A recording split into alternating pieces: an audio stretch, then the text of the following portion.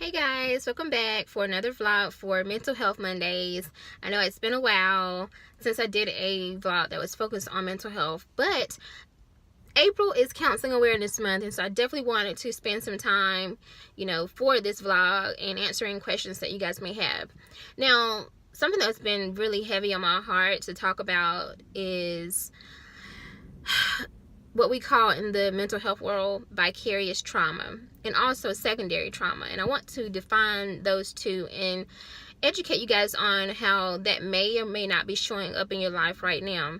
Now, as we all know, we have lost a beautiful person in the name of Nipsey Hussle, unfortunately, to gun violence. And immediately after the situation took place, there were videos floating around social media. And unfortunately, you may have been exposed to the actual murder of him, his death. And the video is very vivid. Now, if you watched anything on social media, such as like any of the black men that were killed by police, there's so many examples of social media exposing the real life situations of people dying or very traumatic situations. And sometimes it leaves you with this feeling of like, what happened, like, why am I feeling this way? So I want to tell you guys a little bit about what happens in the counseling world. So as a therapist, as a counselor, we can experience something called vicarious trauma. Now that is the emotional duress that comes from being exposed over time to different traumatic stories or situations. So that could be, hearing stories of your female clients or male clients that have been victims or survivors of domestic violence. So they're telling you their vivid stories of being punched in the eye, or being held at gunpoint, or being raped. It could be something like talking or working with military veterans, and they're telling you stories of watching their partners being killed and watching them die in battle. So hearing those stories, and because we are human, you do internalize them to a certain extent. I think another great example would be if you work with children in particular, if you hear stories of them being raped or sexually abused, and you have to investigate it and you have to get all the details. Those things, over time, you keep hearing it, and it becomes that vicarious trauma. It's vicarious because it's not happening to you, but you're experiencing the trauma from hearing from it secondary, from hearing from it from someone else in that picture, or in the situation in terms of social media, you're actually watching it in real time.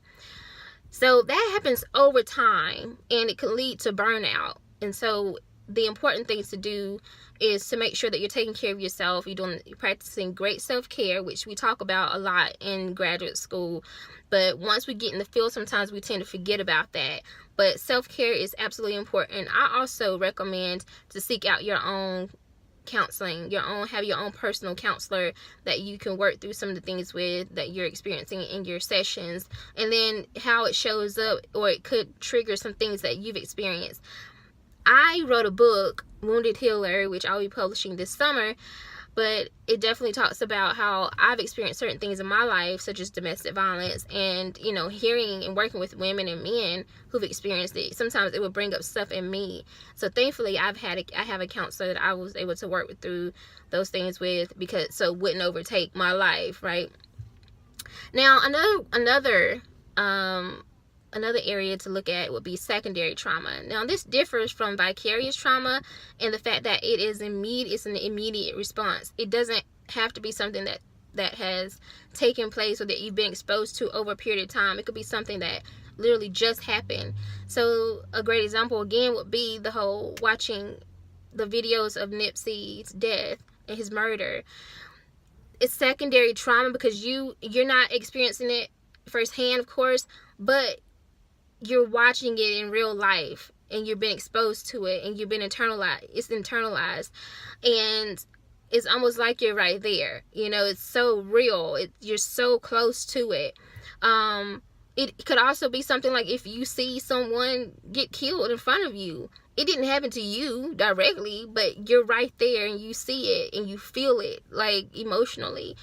So it's that stress, it's the traumatic results of being exposed to something, and it's the immediate response to it, versus vicarious trauma is something that happens or takes place emotionally after being exposed to something over and over again. It's your mental health worker who's been in the field for 20 years working with, in the child protective services division. They've been exposed to this over and over again.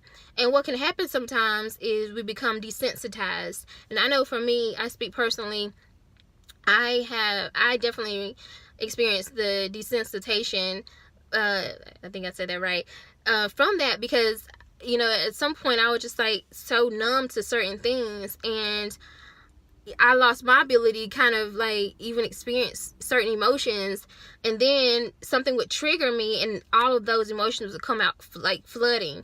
And so you want to be careful about that, and that's why I said it's so important to have your own counselor if you do choose to come into this field. Psychologists, psychiatrists, therapist, counselor, however you want to, or life coach, or whatever you consider yourself to be, it's so important to have your own counselor. But I'm excited to share my personal experience in my book that's coming up soon, so definitely stay tuned with that. If you guys have any questions regarding the field of mental health, counseling, what it looks like, the real reality of it, things to consider, questions to ask yourself before you enter into the field, how to enter in the field in terms of education, experience, things of that sort, definitely leave me a comment below. I will be happy to answer those questions all month long. I will definitely be doing Mental Health Mondays, and if you guys have any extra questions, I will probably do bonus videos since it's Counseling Awareness Month. Thank you so much for tuning in. Please make sure to subscribe to my channel. I would definitely appreciate that, and I will see you guys next Monday.